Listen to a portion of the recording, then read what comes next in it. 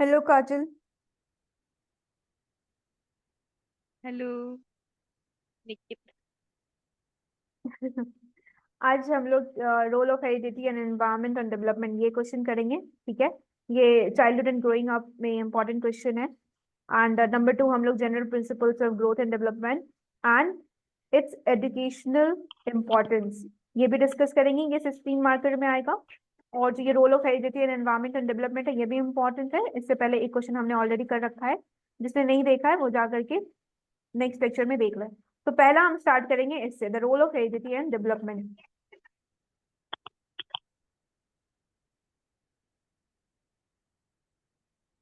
Alright.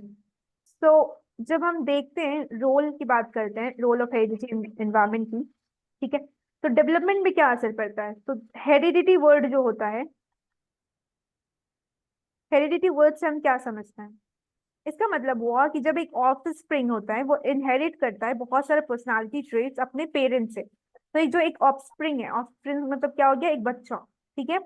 So it means that an offspring inherits it inherits most of the personality traits of his parents and forefathers, which makes him resemble them. So ये offspring किससे किससे inherit कर रहा है? अपने parents से, parents से उसके बाद अपने और फोर फादर से, फोर मतलब अपने फादर। पूर्वजों से। ठीक है। तो hmm. Offspring inherits what? Offspring inherits personality traits. क्या इनहेरिट कर रहा है? पर्सनालिटी ट्रेट्स इनहेरिट कर रहा है। पर्सनालिटी। एंड पर्सनालिटी ट्रेट्स को इनहेरिट करने के बाद इसको क्या बनाया जाता है? इस ऑफस्प्रिंग के साथ क्या होता है जब इसको अपने पेरेंट्स से और फोर फादर से पर्सनालिटी ट्रेट इनहेरिट इनहेरिट जब ये करता है ऑफस्प्रिंग, तो उससे इसके अंदर क्या होता है? बहुत सारी रिजेम्बलेंस होती है अपने पेरेंट्स से और अपने फोर फादर से। So which makes him resemble them. ठीक है। तो ये अपने पेरेंट्स और फोर फादर से जो इनहेरिट किया उससे ये रिजेम्बल करता है। तो यहाँ पे आप कैसे लिखोगे?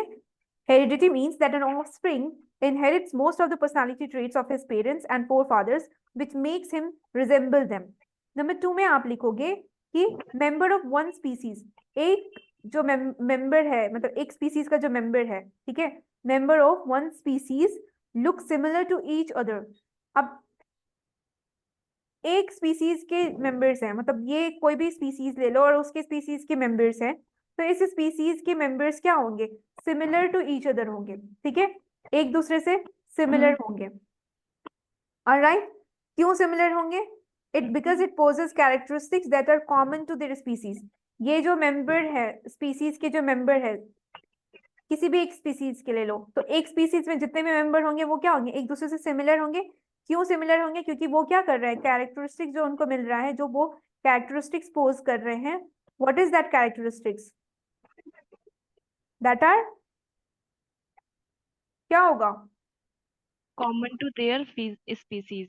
Good, common to their species. Common. तो अगर एक स्पीसीज के मेंबर्स से एक स्पीसीज के मेंबर हैं, ठीक है, दे लुक सिमिलर, अगर वो सिमिलर दिखते हैं to each other, that means they possess characteristics that are common to their species. These are also differences in their members of the same species. तो ये भी डिफरेंस है उनके सेम स्पीसीज के मेंबर्स में। तो आप सेकेंड पॉइंट कैसे लिखोगे कि the members of one species look similar to each other and possess characteristics that are common to their species. So these are also differences in their members of the same species. ठीक है। और number three होगा heredity का। आप जब दो point लिखोगे तो फिर आप तीसरे में एग्जाम्पल दोगे कि एक चाइल्ड जो है वो रिजेंबल करता है। ठीक है। वो क्या रिजेंबल कर रहा है? अपने सिस्टर से रिजेंबल करता है। और किससे किससे रिजेंबल कर सकता है एक चाइल्ड? अब बताओ काजल। सिस्टर से, ब्रदर से, पेरेंट्स से, ग्रैंड पेरेंट्स से और अदर मेंबर फैमिली में यस। तो किससे किससे उसका मतलब वो जो किससे रिलेटेड किससे होते हैं। मिलता है? अपने लाइक अपने भाई से, अपने बहन से, पेरेंट्स से, ग्रैंड पेरेंट्स से और other members of the family than unrelated to him. मतलब उसका जो रिजेम्बलेंस होगा, उसका जो फीचर होगा, या फिर उसका, क्योंकि वो अपने फोर फादर और एंसेस्टर से ही आया है। ठीक है। यहाँ पे हमने पढ़ा था पहले वाली लाइन में कि एक ऑफस्प्रिंग जो इनहेरिट करता है पर्सनालिटी ट्रेट को अपने पेरेंट्स से, अपने फोर फादर से। तो उससे क्या बनता है वो, विच मेक्स हिम रिजेंबल देम, जिससे वो सिमिलर मिलता है, अपने पेरेंट्स के जैसा फेस मिलता है। जैसे कोई भी बोलते हैं कि अरे ये बच्चा तो अपने पापा के जैसा दिखता है, अपनी मम्मी के जैसे दिखते ही है, इसका भाई बहन का फेस का कटिंग सेम है, दैट मीन्स रिजेंबल। तो ठीक है, रिजेंबल मतलब मिलता है, किससे मिलता है, अपने फादर से मिलता है, ब्रदर से, सिस्टर से, ग्रैंड पेरेंट्स से, अदर मेंबर से, देन अनरिलेटेड टू हिम। किससे कंपेयर किया गया है, जो उससे अनरिलेटेड है, जो उससे रिलेटेड नहीं है, उसके कंपैरिजन में बोला गया है कि एक चाइल्ड जो है अपने भाई बहन, माता पिता, ग्रैंड पेरेंट्स और वैसे लोग जो उसके फैमिली मेंबर्स है उससे रिलेट करेगा, अदर देन अनरिलेटेड। आंख का कलर हो, हाइट हो, प्रीडिस्पोजिशन टू डिजीजेस हो, these all are influenced by genetic factors. Predisposition to disease का मतलब हो गया ऐसा डिजीज जो आपके एंसेस्टर से आपको मिला है। तो मैं एक बार रिकैप करती हूँ, हेरिडिटी में हम क्या लिखेंगे, पहला लाइन में आप लिखोगे it means that an offspring inherits most of the personality traits of his parents and forefathers which makes him resemble them. Second में आप लिखोगे the member of one species look similar to each other and possess characteristics, okay, that are common to their species. So these are also differences in their members of the same species. Example दोगे that a child resembles his sister, a child resembles his sister, brother, parents, grandparents, and other members of the family. Then what? Unrelated to him. Then unrelated to him. You're not listening, Kajal. Number 2, eye color. अभी बताओ मैंने क्या बताया, आई colour के साथ क्या क्या Height, होगा? Good, next. eye color, height, predisposition to disease are influenced by genetic factors. Good. So these three things and etc. are influenced by what? Genetic factors. ठीक है? So this is about Genetic factors. heredity. Predisposition to disease मैंने अभी बताया, जो आपको आपके ancestor से मिलती है, जो predisposition मतलब पहले से ही पता है आपको कि हाँ ठीक है, this is because of my parents, जैसे हार्ट डिजीज, डायबिटीज, अस्थमा, ऐसा। ना इन्वायरमेंट की बात करते हैं, ठीक है, हम पहले डिफाइन करेंगे हेरिडिटी को and then we will define environment. So environment क्या है, it influence the growth and development. तो इन्वायरमेंट क्या इन्फ्लुएंस करती है, ग्रोथ को इन्फ्लुएंस करती है और डेवलपमेंट को इन्फ्लुएंस करती है। किसके ग्रोथ और डेवलपमेंट को इन्फ्लुएंस करती है, एक इंडिविजुअल के ग्रोथ और डेवलपमेंट को इन्फ्लुएंस करती है फ्रॉम टाइम ऑफ कंसेप्शन, ठीक है, from time of what, conception. Conception. आप फिर उसके बाद क्या लिखोगे, it consist of external force. Environment क्या हो गया, आपका एक्सटर्नल फोर्स है, ठीक है। एनवायरमेंट तो आपको बाहर से मिल रहा है, आपका रहना, खाना पीना, आपका स्कूलिंग या फिर एक्सपोजर मिलना, इन सब चीजों से हम कहाँ से डील करते हैं, ये एनवायरमेंट क्या हो गया, मेरा एक एक्सटर्नल फैक्टर हो गया, ठीक है। यहाँ पे कंसेप्शन क्या है कि आपका क्या समझ है, ठीक है। So from time of conception आप किस तरह का कंसेप्शन बनाते हो, process of forming an idea और प्लान। तो यहाँ पे लिख सकते हो फ्रॉम टाइम ऑफ आइडिया, ये भी लिख सकते हो आप। सो आप कैसे लिखोगे एनवायरमेंट में कि it influences the growth and development of an individual from time of conception और टाइम ऑफ प्लान और idea. Another thing is number 2, you have to write कि it consist of external forces. हमने बताया it consist of what, external forces which influence the growth and development of an individual from his conception, ठीक है। उसके जितने भी समझ है उसके हिसाब से देखा जाए तो एक्सटर्नल फोर्सेस भी इन्फ्लुएंस करता है ग्रोथ एंड डेवलपमेंट को, ठीक है। तो इसमें हम थर्ड पॉइंट लिखेंगे कि जो फिजियोलॉजिकल और दूसरा psychological, Psychological state. physiological and psychological states of the mother। जब बच्चा हो रहा होता है तो उस समय क्या होता है, जब मदर प्रेग्नेंट होती है, ठीक है। तो ऑफ मदर ड्यूरिंग प्रेगनेंसी, इस समय क्या होता है कि फिजियोलॉजिकल स्टेट या जो साइकोलॉजिकल स्टेट है, जो उनकी जो बॉडी का स्टेट है और साइकोलॉजिकल उनका मेंटल स्टेट है, किसका, तो मदर का, किस टाइम के बारे में बात हो रहा है, प्रेगनेंसी के टाइम के बारे में बात हो रहा है। सो हर habits, interest etcetera all influence the development. तो उस समय ड्यूरिंग प्रेगनेंसी एक मदर का जो भी हैबिट है, ठीक है, जो भी इंटरेस्ट है, ऑलराइट, एक्सेट्रा, सो ये सारी चीज क्या करती है, एक बच्चे के डेवलपमेंट को इन्फ्लुएंस करती है, ठीक है। तो ये एक्सटर्नल फैक्टर है, बट इसमें हम मदर को भी इंक्लूड कर रहे हैं, क्योंकि हम किसके बारे में बात करें, बच्चे के हेरिडिटी और एनवायरमेंट के बारे में बात कर रहे हैं। एनवायरमेंट में आप तीसरा पॉइंट क्या लिखोगे, आफ्टर बर्थ, बर्थ के बाद एक जो चाइल्ड है वो एक्सपोज होता है, तो child is expose to what, different environment, yes, child is expose to different environment. तो डिफरेंट एनवायरमेंट में क्या क्या आएगा, physical, social, cultural environment. Good. तो फिजिकल हो गया, सोशल हो गया, कल्चरल हो गया। तो ये सारा एनवायरमेंट जो है इसको इससे एक्सपोज किया जाता है चिल्ड्रन को। बचपन में क्या होता है, उसको फिजिकली चीज मतलब फिजिकल एनवायरमेंट मिलता है, फिर सोशल लोग से इंटरेक्ट किया जाता है, कल्चरली वो डेवलप करता है। सो क्या है यहाँ पे, फैमिली डायनेमिक एक्सेस है to education, social economic status, all contributes to child's upbringing. एक चाइल्ड का अपब्रिंगिंग कैसे हुआ है उस पर डिपेंड कर रहा है, ठीक है। So this different environment, ये जो different environment है, physical, social and cultural, this different environment have an impact on physical, social and emotional, intellectual, moral development of an individual. तो ये जो environment है और इसका जो different environmental impact होगा, तो इनका impact किस चीज पे पड़ेगा बच्चे के, बताओ। मैं physical, social, emotional, intellectual, moral development पे। ठीक है, समझ में आया। ओके, हाँ। तो यहाँ पे क्या देखें हम, इन्वायरमेंट के बारे में पढ़ा हमने कि इन्वायरमेंट इन्फ्लुएंस करता है ग्रोथ और डेवलपमेंट ऑफ इंडिविजुअल के from time of conception, time of idea, उसके समझ उस पे, time of understanding. Okay, conception को आप अंडरस्टैंडिंग भी लिख सकते हो, time of understanding of how और what something is.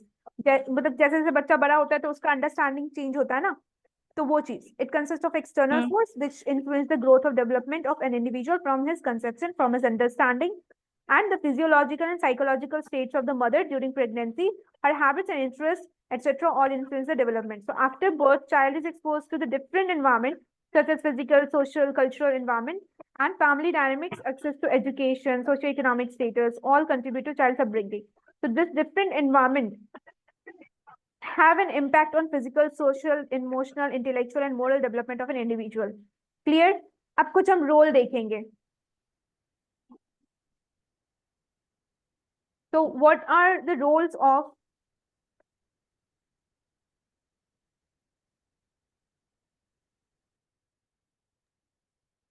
heredity and environment? In a child development. Yes, heredity and environment in in child. child's development. तो क्या क्या रोल है हेरिडिटी और एनवायरमेंट का एक चाइल्ड के डेवलपमेंट में, बताओ। Genetic blueprint. Number 2, temperament. Third, predisposition to health conditions. Fourth, family dynamics. Fifth, cultural influence. Sixth, educational opportunities. Define करो 6 टाइप जेनेटिक, का होते हैं। जेनेटिक ब्लूप्रिंट को डिफाइन करो। Genetic blueprints. Heredity provides the genetic blueprints that determines a child's physical traits. Example, eye color, height, hair texture, etc. Number 2, temperament. Genetic factors influence a child's temperament, affecting traits like sociability, adaptability, emotional reactivity. Number 3, predisposition to predisposition to health conditions. Heredity can predispose a child to certain health conditions or disease impacting their physical well-being throughout life. Number 4, family dynamics. The family environment shaped by parenting style, siblings, relationship, and household dynamic significantly influence a child's socio-conditional development and behavior. Socio-emotional development and behavior. Okay, social emotional development and behavior. Number 5, cultural influence. Cultural practice, traditions, and beliefs with the child's environment shapes their worldwide worldview, value, and identity information. Identity formation. ठीक है, identity जो form हो रहा है, not information. Educational Formation. Opportunities. Number 6, educational opportunities. Access to quality education, simulating learning environments and stimulate करना. stimulating हाँ. okay, stimulating learning environments and supportive Supportive teachers teachers. are are crucial environmental factors that impact a child's cognitive development and academic achievements. All right. These ठीक है. roles, okay. Wait. Let me make you understand. Genetic blueprint क्या होता है? Heredity जो है वो provide करता है जेनेटिक ब्लूप्रिंट, जो कि डिटरमिन करता है एक चाइल्ड का फिजिकल ट्रेट. उसका फिजिकल ट्रेट क्या हो गया जेनेटिक से? Eye colour, hair texture, height etcetera. So genetic blueprint क्या हो गया? Heredity that provides the genetic blueprint that determines the child's physical traits, eye colour, height etcetera, hair texture. Temperament क्या हो गया? कि जेनेटिक फैक्टर जो है वो इन्फ्लुएंस करेगा एक चाइल्ड के टेम्परामेंट को. दैट अफेक्टिंग ट्रेट्स लाइक, कैसे कैसे अफेक्टिंग ट्रेट्स हो सकता है टेम्परामेंट के थ्रू? सोशिएबिलिटी, ठीक है, अडेप्टेबिलिटी. आप सोशली कितने एक्टिव हो, कितने जल्दी अडेप्ट कर लेते हो एक दूसरे जगह को या फिर किसी भी चीजों को. इमोशनल रिएक्टिविटी, किसी भी चीज को लेके कितने इमोशनल हो, जैसे कोई कुछ बोला and you started reacting about something, so emotional reaction, ये टेम्परामेंट हो गया. थर्ड है प्रीडिस्पोजिशन टू हेल्थ कंडीशन. तो प्रीडिस्पोजिशन टू हेल्थ कंडीशन क्या होगी? Heredity can predispose a child to certain health conditions. तो हेरिडिटी की वजह से जो है एक चाइल्ड में एक सर्टेन हेल्थ कंडीशन प्रीडिस्पोज हो सकता है या disease which can impact their physical wellbeing through out their life. अगर बच्चे को अपने पेरेंट्स से हेरिडिटी में कुछ भी लाइक डिजीज मिलती है तो वो उसके थ्रू आउट लाइफ तक रहेगी. ये हो गया predisposition to health condition. Family dynamics हो गया कि फैमिली का जो एनवायरनमेंट होता है वो शेप किया जाता है बाय पेरेंटिंग स्टाइल्स. उसके सिबलिंग्स हो गए, उसके पेरेंट्स का कैसा मतलब पेरेंटिंग है, वो बच्चे को कैसे नरिश कर रहे हैं बचपन से. These relationships and house hold dynamics, घर का घरेलू एनवायरनमेंट कैसा है, significantly influences a child socio emotional development and behaviour. Socially और इमोशनली दोनों को मिक्स करके चाइल्ड का डेवलपमेंट और बिहेवियर कैसे बनता है? फैमिली डायनेमिक्स से. तो फैमिली डायनेमिक्स में हमने क्या देखा?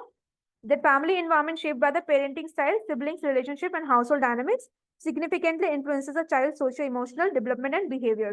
Next is cultural influence. Cultural क्या है? आप cultural practices करते हो, traditions हो गया, beliefs हो गया. आपका क्या belief है? आप भगवान को follow करते हो या नहीं? Culture को follow करते हो या नहीं? Tradition follow करते हो या नहीं? These all are within the child's environment shape their world view, values and identity formation.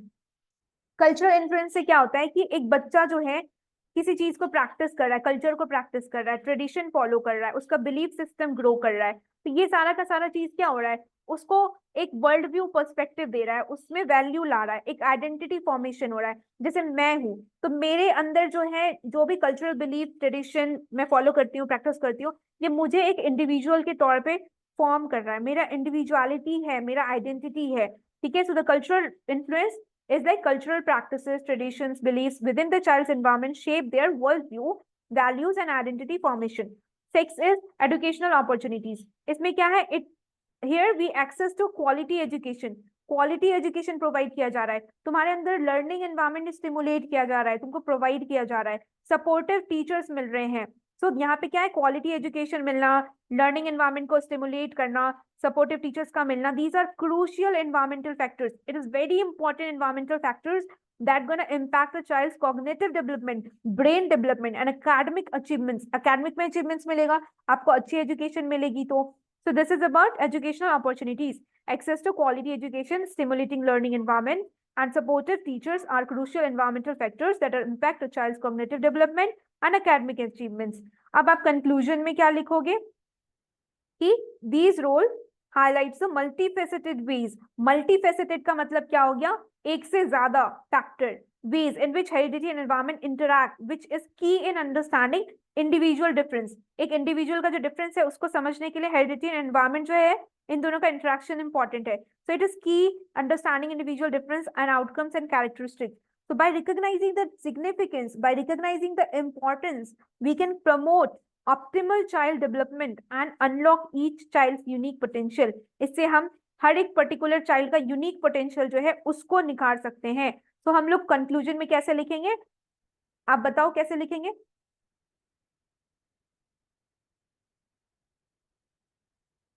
Kajal unmute करके बताओ.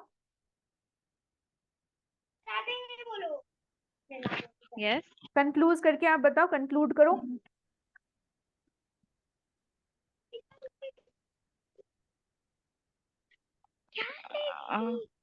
ओके म्यूट करो आप म्यूट करो.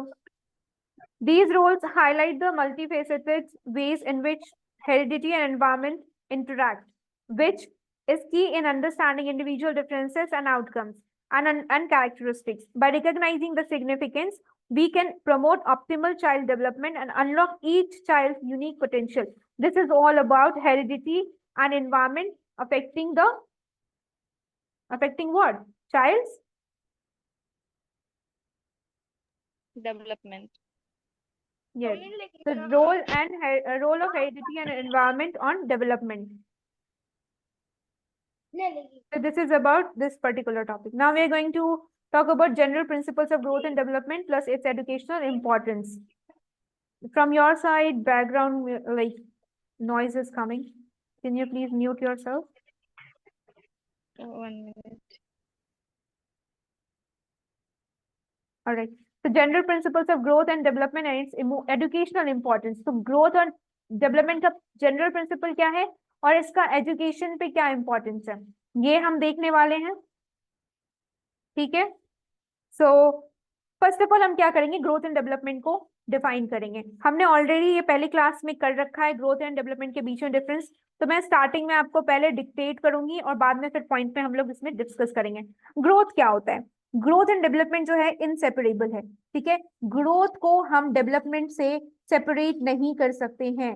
क्यों? क्योंकि growth and development are inseparable but they differ from each other. But वो एक दूसरे से डिफर करते हैं. Why? Because the growth represents the physical changes of an individual. Growth क्या करती है, फिजिकल चेंजेस जो है एक इंडिविजुअल की उसको रिप्रेजेंट करती है. So the growth represents the physical changes of an individual and development क्या करता है, ओवरऑल चेंजेस की बात करता है. स्ट्रक्चर, शेप, एक इंडिविजुअल का स्ट्रक्चर कैसा है, ओवरऑल चेंजेस कैसा है, उन सब चीजों के बारे में बात करता है डेवलपमेंट. तो development represents the overall changes, structure and shape of an individual. अब हम क्या करेंगे, इतना तो हमने लिख लिया. अब हम मीनिंग लिखेंगे कॉपी में. मीनिंग लिख करके यहाँ पे हम लिखेंगे ग्रोथ एंड अपने कॉपी में एग्जाम के टाइम में आप लिख सकते हो यहाँ पे डेवलपमेंट. ठीक है, ग्रोथ एंड डेवलपमेंट लिख करके मीनिंग डाल करके आप जस्ट यहाँ पे नंबर 1, 2, 3 पॉइंट डाल दो ताकि आपको एग्जाम में 16 मार्कर में आप लिख पाओ. तो ग्रोथ में आप क्या लिखोगे, purely physical sense of a person, that is height, weight, size, length etcetera. फिर दूसरा आप लिख सकते हो क्वांटिटेटिव इन नेचर, क्योंकि हमने अभी पढ़ा था कि क्वांटिटेटिव नेचर का होता है ग्रोथ एंड डेवलपमेंट क्या है, both quantitative and qualitative in nature. Third में आप ग्रोथ में लिखोगे it starts with conception. Start कैसे होता है, अंडरस्टैंडिंग से. कंसेप्शन लिखो या फिर अंडरस्टैंडिंग लिखो, डिपेंड्स ऑन यू. कैसे स्टार्ट हो रहा है, कंसेप्शन से. एंड कैसे हो रहा है, at particular stage, at some particular stage, कुछ पर्टिकुलर स्टेज पे जाके ये स्टॉप हो जा रहा है. बट थर्ड में अगर हम बात करें डेवलपमेंट की तो it is a continuous process. ये क्या है, कंटिन्यूअस प्रोसेस है. This a continuous process starting from the womb. ये कहाँ से स्टार्ट होता है? वूम से, और एंड कहाँ पे होता है? टूम में, ठीक है। So it starts from womb and end with tomb, ठीक है, starts from womb and end with tomb. पहला में आप क्या लिखोगे? It implies the overall change in shape, form, structure along with function of the organ, ठीक है। आप क्या लिखोगे पहले में डेवलपमेंट में? कि it implies the overall change in shape, form और structure along with function of the organ. या फिर अगर सिंपल में लिखना है तो आप ये भी लिख सकते हो कि growth is a structural change, ठीक है, और development is considered as functional. Alright, बस आप इतना लिखो। उसके बाद आप जब ये मीनिंग डिस्क्राइब कर दोगे, then you are going to talk about the general principles of growth and development in the context of teaching learning process. काजल, आपके बैकग्राउंड में अब कोई नॉइज तो नहीं है? No. Okay, then talk about 9 principles of growth and development in the context of teaching learning process. Examination में सारे के सारे लिखने की जरूरत नहीं है, आप 9 बताओ मुझे क्या क्या है। Number 1, principle of continuity. Number 2, principle of individual differences. Number 3, principle of joint product of heredity and environment. 4, principle of maturation of and learning. 5th, principle of uniform pattern. Number 6, principle of development from general to specific. Number general to 7, specific, principle of specific, variation general to specific. specific. Number 7, principle of variation in the rate of growth and development. Number 8, principle of total development. Number 9, rate of growth and development in men and female, male and female. Number Now 1, describe one by one. principle of okay, principle of continuity.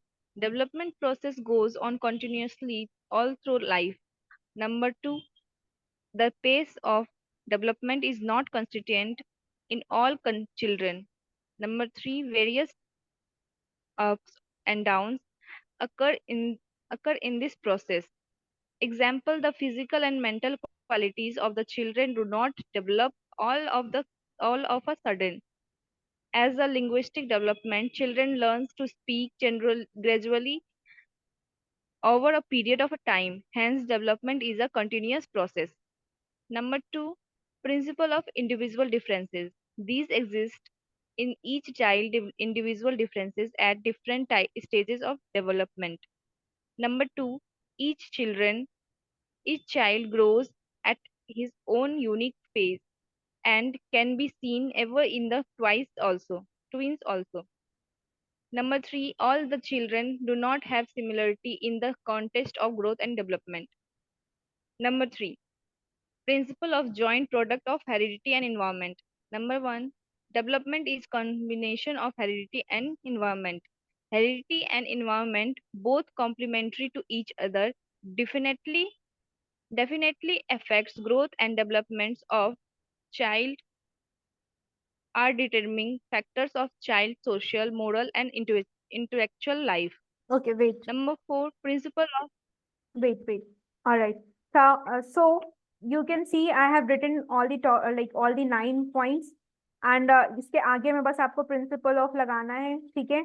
You were on number 4, right? Maturation and learning. यहाँ तक किया ना आपने? Maturation and learning. number 3 तक. Okay, number 3 तक. All right. So number 4, principles of maturation and learning. जैसा अभी काजल ने डिक्टेट किया है, I'm also gonna do the same, ताकि आपको ये ऑलरेडी पता हो। बस मैं जल्दी जल्दी बता देती हूँ। आप इसमें क्या क्या पॉइंट लिख सकते हो, अगर आप ध्यान से सुनोगे तो समझ में आएगा, बिकॉज बहुत सिंपल पॉइंट है। तो maturation and learning, principle of maturation and learning में क्या लिखोगे? Plays a pivotal role in the process of growth and development. Number 2 में आप डालोगे a child acquires maturity for any task, but it is not essential that maturity would be appropriate for some other task also. Third point लिखोगे, you should not expect more from the child. ठीक है, एक ही time में आप सब कुछ expect नहीं कर सकते हो बच्चे से। Principle of uniform pattern, uniform क्या है कि एक समान हो। सो फर्स्ट में आप क्या पॉइंट लिखोगे, uniformity is seen in the process of development, but development of the members of the same race occurs in a definite sequence or pattern. Number 2 में आप डालोगे development starts from head, okay, it starts from head and the milk teeth of children fall at the first time and then others fall afterwards. Language development in the child एक example के तौर पे आप डाल सकते हो at a certain definite sequence में. Principle of development from general to specific, किसी चीज को जनरल से स्टार्ट करते हो फिर स्पेसिफिकली आप वहां पे जाके सीखते हो. तो जनरल टू स्पेसिफिक में क्या पॉइंट लिख सकते हो कि the child learns initially general behaviour and it learns general words, then gradually that general behavior advances towards specificity. Children learn specific alphabets. Example में आप डालोगे पहला में first child tries to catch hold object and then child uses his hands randomly to do so. दूसरा example आप दे सकते हो language learning. Language learning में भी पहले आप जनरल सीखते हो फिर स्पेसिफिकली एडवांस पे जाके सीखते हो. नंबर 7 हो गया variation in rate of growth and development. इसमें क्या पॉइंट डालोगे आप, पहला दोगे according to various studies the growth of child proceeds from rapidly in the early years. Number 2 आप डालोगे as the child advances towards maturation, जैसे चाइल्ड एडवांस करता है मैच्योरेशन की तरफ the pace of the growth slows down. Number 3 में लिखोगे during initial stage, during starting phase the rate of physical growth is faster but later on it slows down. Number 4 आप डालोगे फिर लिखोगे but then a stage comes, ऐसा stage आता है when the growth ceases to occur and qualitative development continues. So when your growth ceases, जब आपका growth रुक जाता है तो क्वालिटेटिव डेवलपमेंट स्टार्ट हो जाता है. ठीक है. Principle of total development, total से क्या मतलब समझ में आ रहा है, ओवरऑल डेवलपमेंट. ठीक है, होल डेवलपमेंट कैसे हो रहा है एक बच्चे का. तो टोटल डेवलपमेंट में लिखोगे पहला पॉइंट कि total development of the human body occurs as a whole. ठीक है, पूरी तरीके से. नंबर 2 में डालोगे various aspects goes on occurring simultaneously, बहुत सारा एस्पेक्ट चल रहा होता है, साइमल्टेनियसली चलता है, such as social, mental, physical, emotional, developmental. आप सोशली, मेंटली, फिजिकली, इमोशनली पूरी तरीके से डेवलप होते हो. थर्ड पॉइंट डालोगे the teacher should care the development of the all aspect. तो एक टीचर का काम होता है कि उसको केयर करना है सारे एस्पेक्ट ऑफ द डेवलपमेंट को. Why? Because these aspect depend upon the development of each other and are related to each other. सारे डेवलपमेंट क्या है, एक दूसरे से रिलेटेड है, social, mental, physical, emotional, each and everything is interrelated to each other. तो overall development की बात कर रहे हैं टोटल डेवलपमेंट में. नंबर 9 में है rate of growth and development in male and female. Simple सा पॉइंट मैंने चूज किया है 9. मेल एंड फीमेल में कैसे rate of growth and development देखेंगे. पहला इसमें आप पॉइंट लिखोगे it differs in male and female children. Male और फीमेल दोनों में डिफरेंस होता है. So it differ means difference है, डिफर करता है, एक दूसरे से हटके होता है. फॉर एग्जाम्पल आप लिखोगे the girls in their adolescence are faster. जो गर्ल जो है वो एडोलेसेंस फेज में बहुत ही फास्ट इंटर करती है कंपेयर टू बॉयज. आप फिर उसके बाद कंक्लूजन डालोगे hence the studies of growth and development reveals a fascinating journey. तो आप कंक्लूजन में क्या दोगे, hence the study of, okay, I'll not write, I'll just dictate you. Hence the study of growth and development reveals a fascinating journey. बहुत ही मस्त वाला, बहुत ही अच्छी जर्नी होती है जब स्टडी करते हैं हम लाइक ग्रोथ एंड डेवलपमेंट. ये रिवील क्या करता है, फैसिनेटिंग जर्नी रिवील करता है which is characterized by continuous, sequential and multi-dimensional changes. ये continuous change हो रहा है. ठीक है, सीक्वेंस वाइज चल रहा है, मल्टी डायमेंशनल है, all dimensional, multi dimensional changes. So these are continuous, sequential, multi-dimensional changes which are influenced by both nature से भी और nurture से भी. ठीक है, nature और nurture क्या हो गया आपका, heredity and environment से. It's very essential for a teacher to understand the personality of the child in psychological terms.